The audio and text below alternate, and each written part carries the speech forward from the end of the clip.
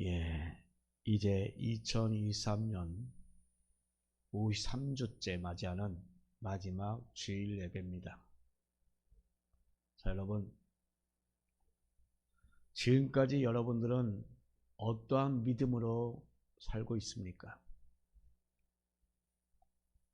정말로 여러분, 하나님이 원하시는 그러한 예배 중심으로, 또한 말씀 중심으로, 또한 교회 중심으로 여러분 살아왔습니까?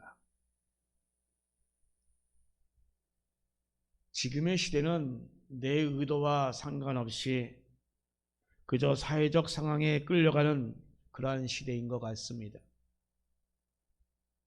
이러한 시대 상황 가운데서 여러분, 하나님의 말씀이 들린다고 하는 것은 정말로 은혜가 아닐 수 없습니다.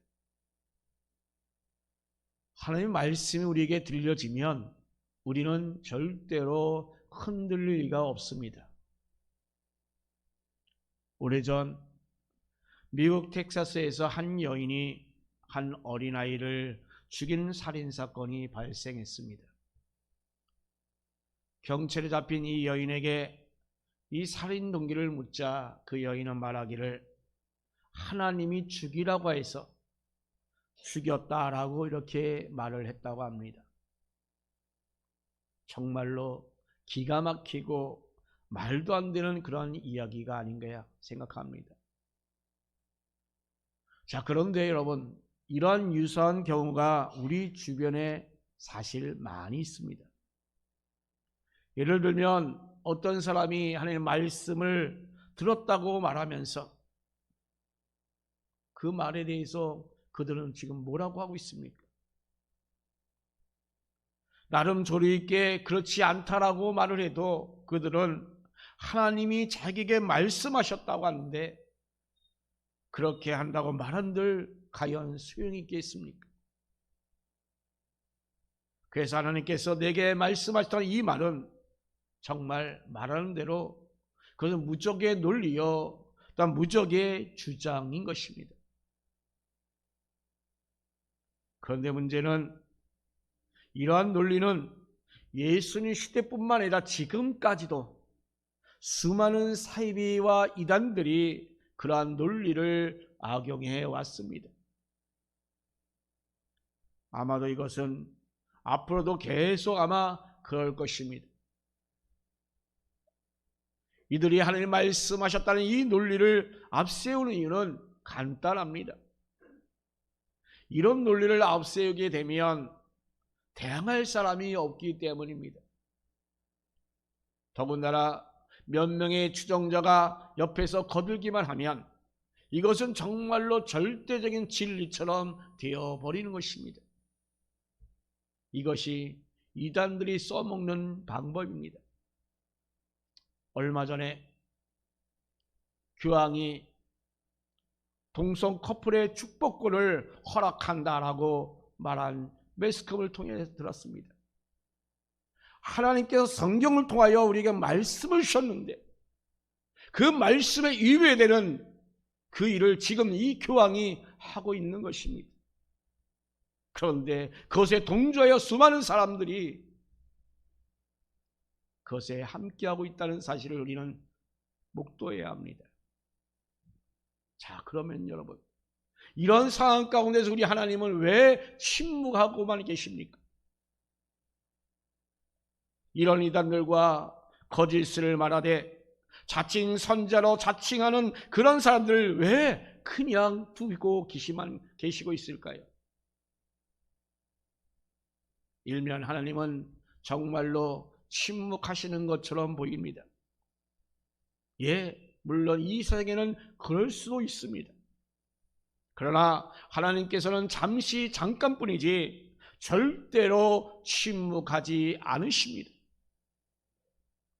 이들은 하나님의 심판을 반드시 받게 될 것입니다. 하나님께서 하시지 않은 그러한 말씀을 하셨다고 주장하는 이런 사람들을 하나님께서는 결코 그냥 내버려 두지 않으실 것입니다. 에스겔서 16장 6절 8절 말씀에 하나님은 바로 자신의 이익과 자신의 그 유익에 하여 하나님을 파는 그러한 거짓 선지자와 이단들을 결코 그냥 두시지 않으셨습니다. 반드시 심판함으로 영원한 지옥으로 바로 보낼 것입니다. 자, 그러면 하나님은 지금은 왜 말씀하지 않는 걸까요? 여러분, 그런데 아닙니다. 분명 지금도 하나님은 우리에게 말씀하고 계십니다. 그러기에 우리는 듣는 귀가 있어야 합니다. 분별할 수 있는 그 귀가 우리 가운데 있어야 합니다. 오늘 본문 말씀 보면 하나님은 멸망을 앞둔 그러한 남유다 백성들을 향하여 바로 예레미야 선지자를 통해서 말씀하고 있습니다. 바로 하나님은 바로 이러한 상황 가운데서도 말씀하고 계시는 분인 것입니다. 여기서 중요한 것은 그 말씀을 듣는 귀가 있어야 하는데, 하나님께서는 본문을 통하여 이 남유다 사람들과 바로 우리에게 과연 무엇을 말씀하고 있는지 우리 함께 이 시간 나누어 보고자 합니다. 첫 번째로 하나님은 재앙보다는 평안을 주신다라고 말씀하고 있습니다. 지금의 상황은 남유다의 그 멸망이 임박한 그런 상황입니다. 재앙이 바로 임박한 그 순간입니다. 자, 그럼에도 하나님께서는 나는 재앙보다 평안을 주기를 원한다라고 말씀하고 있습니다. 바로 이것이 하나님의 마음입니다. 하나님은 심판을 좋아하시나라고 생각할 때가 있어요. 그러나 전혀 그렇지 않습니다. 하나님은 사람을 심판하여 재앙 내리는 것을 결코 기뻐하지 않으십니다. 아니, 싫어하십니다. 그래서 심판을 하시고 재앙을 내리는 그 순간에도 어떻게 하든 간에 그 피할 길을 주시는 하나님이십니다. 여러분, 소돔과 고모라를 한번 보세요. 그냥 이 소돔과 고모라를 그냥 심판하면 됩니다. 그런데 어떻습니까? 굳이 이 아브라함에게 이 사실을 말씀하시면서 나름대로 피할 길을 주십니다.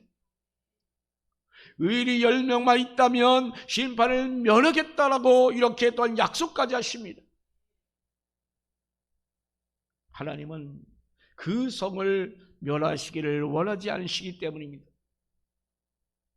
너무나 큰 악을 행하고 있는 이 소돔과 고모라를 정말 심판하셔야만 하는데, 하나님은 그 나름대로 심판의 그 구실을, 심판하지 않을 그 구실을 지금 이렇게 찾고 있는 것입니다. 또한 요나를 한번 보세요.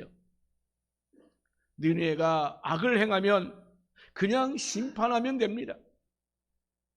그런데 굳이 가기 싫다고 하는 그 요나를 끝까지 붙잡고 깨닫게 해서 보내잖아요. 요나서 4장 11절에서 하나님이 요나에게 하신 말씀을 보면 우리가 바로 그 이유가 정확하게 나타납니다. 하물며 이 큰 성읍 니느웨는 좌우를 분별하지 못하는 자가 12만여 명이요 가축도 많이 있나니 내가 어찌 아끼지 아니하겠느냐라고 말씀합니다. 바로 이렇게 이 성경에서는 바로 이 곳곳마다 바로 이 사람들이 죄를 범했어도 그것을 참고 인내하시면서 그 회개를 기다리시는 하나님의 모습을 우리는 이렇게 설명하는 것이 곳곳마다 있습니다. 주전 7세기, 즉 주전 600년대 남유다는 정말 타락으로 크게 달았습니다. 그들은 우상을 섬기고 또 악을 행하며 또 모든 면에서 입을 담기조차 힘들 정도로 그런 모든 악과 민망한 일들이 속속 나타나고 있습니다. 그럼에도 하나님께서는 참고 계셨습니다. 수많은 선지자를 보내어서 그들 보고 돌이키라라고 이렇게 말씀하십니다. 회개하라라고 말씀하시면서 주신 그 말씀이 나는 재앙보다 평안을 주기를 원한다라고 이렇게 말씀하고 있는 것입니다. 마땅히 심판을 받아 징계를 받아야에도 불구하고 우리 하나님께서는 재앙보다는 평안 주기를 원하시는 하나님이십니다. 너희를 향한 나의 생각을 내가 아나니 라고 말씀합니다. 이런 말씀은 우리 하나님께서 정말로 확고히 그 뜻을 밝히는 그러한 말씀인 것입니다. 그만큼 하나님의 생각은 분명하십니다. 여러분, 그런데 우리는 예수님을 믿으면서도 죄를 지을 때가 얼마나 많이 있습니까? 그때도 하나님께서는 나를 사랑하시고 나에게 관심을 가지고 계십니다. 하나님께서는 나를 정말 힘들게 하고 고통을 주시고자 하는 그런 분이 절대 아닙니다. 우리 하나님은 나에게 평안 주시기를 원하시는 분이십니다. 그러므로 우리는 하나님께 평안을 구하는 저와 여러분 되기를 간절히 바랍니다. 하나님께서는 시편 126편 6절에서 예루살렘을 위하여 평안을 구하라. 예루살렘을 사랑하는 자는 형통하리로다. 아멘. 평안을 구하는 사람에게 바로 평안을 주고 또 심지어는 형통의 복도 주신다라고 이렇게 말씀하고 있습니다. 여러분, 평안을 구하십시오. 그럼 평안도 받으시고 형통의 복도 얻는 여러분들이 되실 줄로 믿습니다. 여러분, 그러면 이 형통이 무엇입니까? 나를 향한 그 주님의 뜻이 이루어지는 것, 이것이 바로 형통입니다. 우리가 소망하는 것은 평안입니다.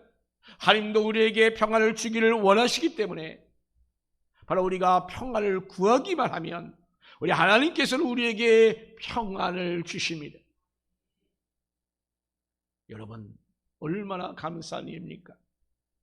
예수 믿는 우리 모든 사람들에게 이런 주님의 그 평안이 정말 넘치고 넘치는 은혜가 있기를 예수님으로 축복합니다.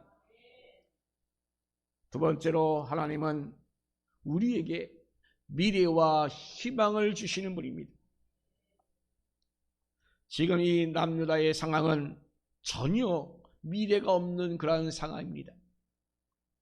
바벨론의 그 침략이 임박했습니다.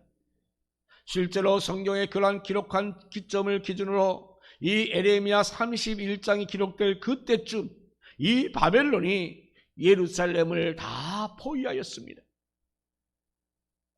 주전 588년 10월 10일 바벨론 군대가 예루살렘을 포위합니다.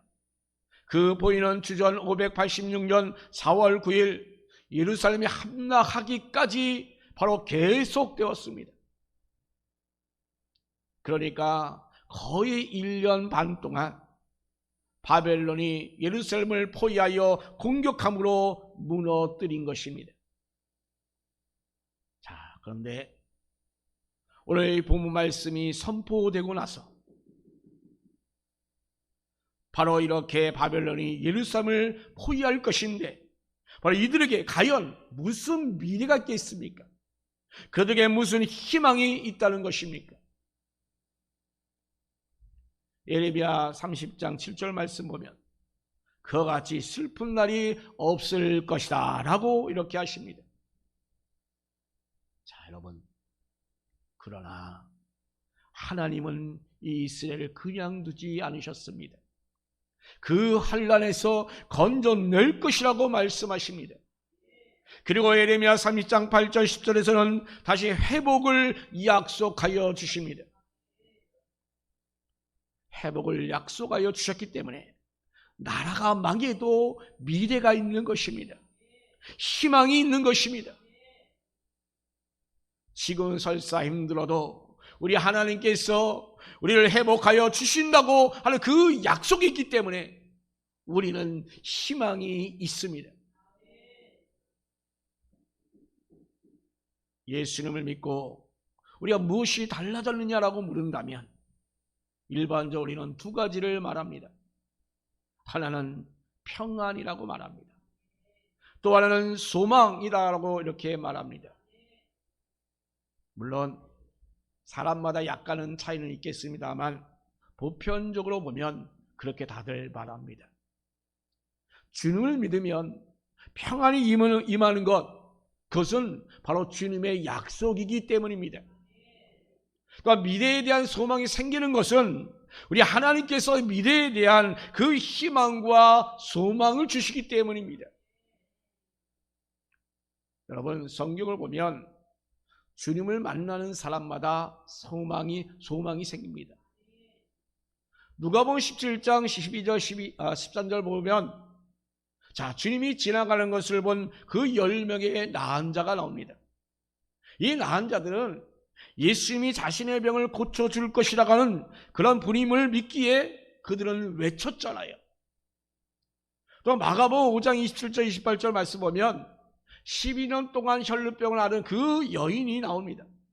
자, 그 여인이 지금 지나가는 그 예수님을 보면서 과연 어떤 생각을 했겠습니까? 자, 이들 모두 다 예수님의 소문을 다 들었습니다. 즉 예수님이 자신들의 질병을 고쳐주실 것이라는 그 확신을 그들 가운데 있었습니다. 그 확신은 뭐냐? 예수님을 만나기만 하면 자신의 병이 치유될 수 있다고 하는 그 소망이 그들에게 있었던 것입니다. 예수님을 만남으로 소망 가운데 구하고 행하자 고침을 받는 놀라운 기적이 일어납니다. 자, 그런데 이것이 예수님의 시대에만 그런 것입니까? 지금도 예수를 만나는 사람마다 새로운 소망이 생깁니다.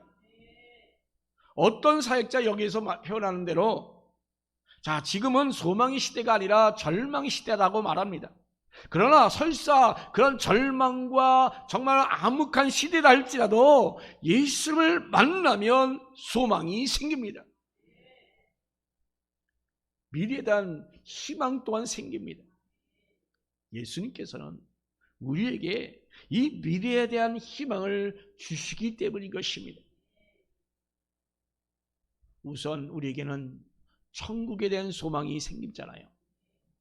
그리고 질병이 있든지 또 문제가 있든지 또 어떤 어려움이 있든지 간에 우리 하나님께 기도하면 그 문제를 해결해 주신다고 약속하셨잖아요. 믿습니까?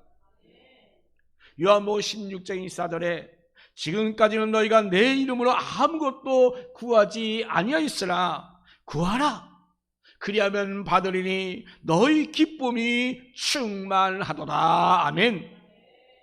자, 그러면 우리가 예수를 만나면, 우리가 예수를 믿으면 우리가 어떤 상황, 어떤 경우에도 여러분 이 미래에 대한 그 소망과 희망이 여러분 가운데 생기게 되는 것입니다. 아무리 힘들고 어려운 가운데 있는 우리 성도 여러분이라 할지라도 여러분 지금 어떠한 어려운 가운데 있는지 어떠한 형편이 있는지 저는 잘 알지 못하지만 그러나 그런 가운데서도 우리 주님께서 주실 그 미래에 대한 그 소망과 희망이 생겨나기를 주의 이름으로 축복합니다. 2024년에도 진정 예수님의 만남으로 말미암아 진정 여러분 이 미래에 대한 희망과 소망을 주기를 원하시고 이루시고자 하는 그 은혜와 복이 바로 여러분 가운데 임하기를 예수님 이름으로 축복합니다. 세 번째로 하나님은 우리를 늘 만나 주신다고 했습니다. 예레미야 29장 12절 13절 말씀대로 하나님은 우리가 부르면 만나 주시는 분이십니다. 아니 늘 우리와 함께 계시는 분이십니다. 마태복음 28장 20절 말씀 보면 볼지어다 내가 세상 끝날까지 너희와 항상 함께 있으리라. 아멘. 우리 예수님은 이렇게 세상에 끝날 때까지 우리와 함께 계십니다. 그런데 왜 우리는 때로 하나님이 나와 함께하지 않는다고 그런 느낌을 받고 있는 것일까요? 여러분, 지금 하나님이 여러분과 함께 계시다고 느끼고 있습니까? 아니면 함께 계시자 왜 않느냐라고 여러분 혹시 그렇게 생각하고 있습니까? 만약에 그렇다면 여기에 대해서 이사야서 59장 1, 2절에서 말씀합니다. 그것은 바로 죄로 인하여 하나님과 사이를 갈라 놓았기 때문인 것입니다. 하나님은 늘 우리를 사랑하시고 우리의 음성 듣기를 원하시며 우리와 함께하기를 원하시는데 우리에게 죄가 너무나 많아서 나 스스로 하나님과 멀어져서 그렇다라고 하는 것입니다. 그러니 우리가 죄를 지어도 우리 주님은 우리와 함께 계십니다.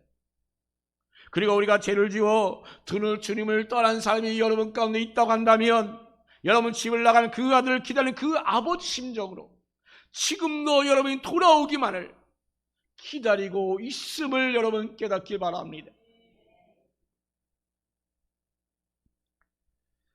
서두에 제가 일방적으로 하나님의 음성을 들은 사람이 있다라고 말했습니다. 자, 그런데 그런 사람은 어찌할 방법이 없다라고 또한 역시 말씀드렸습니다. 자, 그런데 여러분 정말로 하나님의 음성을 들은 사람은 여러분 절대로 무례하지 않습니다.